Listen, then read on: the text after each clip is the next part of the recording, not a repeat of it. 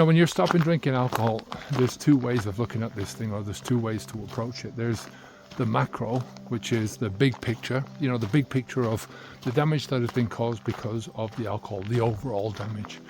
The big picture of stopping drinking alcohol, the overall benefits that you're going to get, and the things that you have to change in the long term, the things that you have to work on in the long term.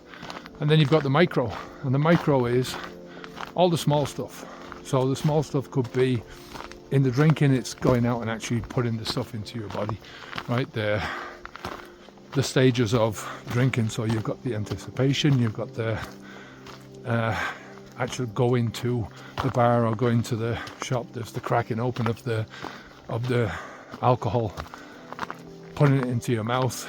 Then there's the short-term consequences of that, what it is doing inside your body, what it's doing to your brain, and then until that stuff goes out of your body, maybe even the shorter term effects of the alcohol in your brain. And then when you stop drinking alcohol, we're talking about the micros as being dealing with the cravings, right? Dealing with the discomfort, dealing with all those other things that you need to deal with.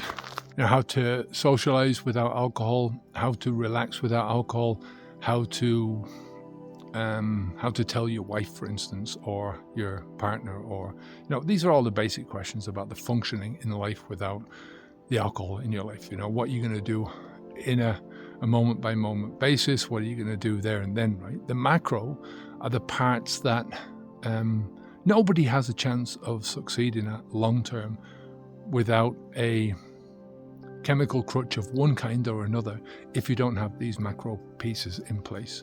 And the macro pieces are purely mindset and perspective.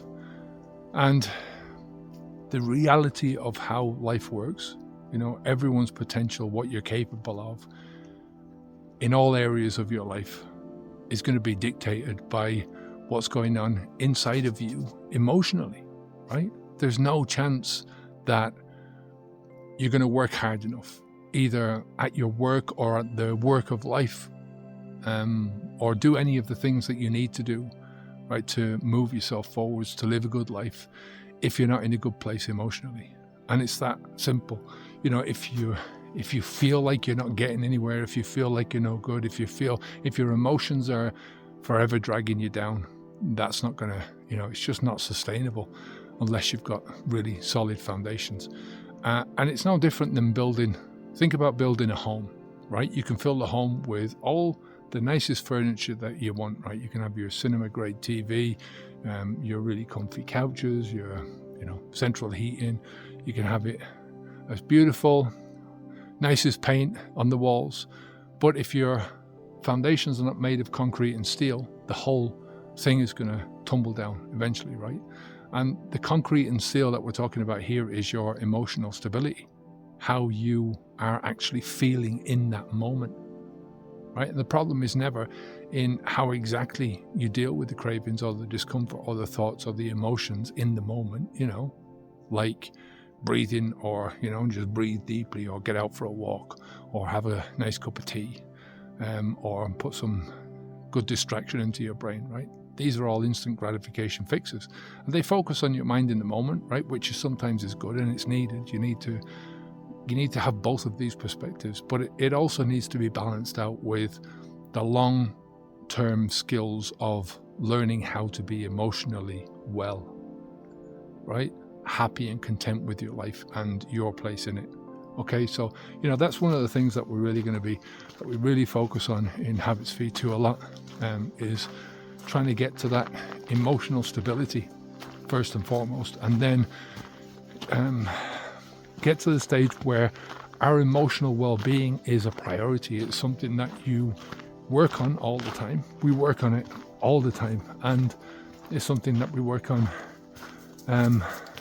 as a topping up exercise, so you're maintaining it all along, and it's then that you can really start to say, what's the point of it otherwise?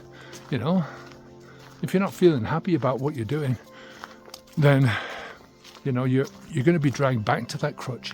And for me, that's the biggest problem, is being dragged back to the things that you're trying to escape from. And when when the thing that you're trying to run away from, or that you're trying to leave behind you, is the exact thing that we're using as an escape mechanism. You know, and that's a big problem. So listen, if you want to work with me on any of these issues, we've got a great program, habitsv2.com. Got a lot of different options. You can work one-on-one with me, or we've got a program and we can sort of do it, you know, semi working through the videos that we have, and then in the forum as well. So habitsv2.com. Take care of yourself, and I'll speak to you very soon. Onwards and upwards. Bye now.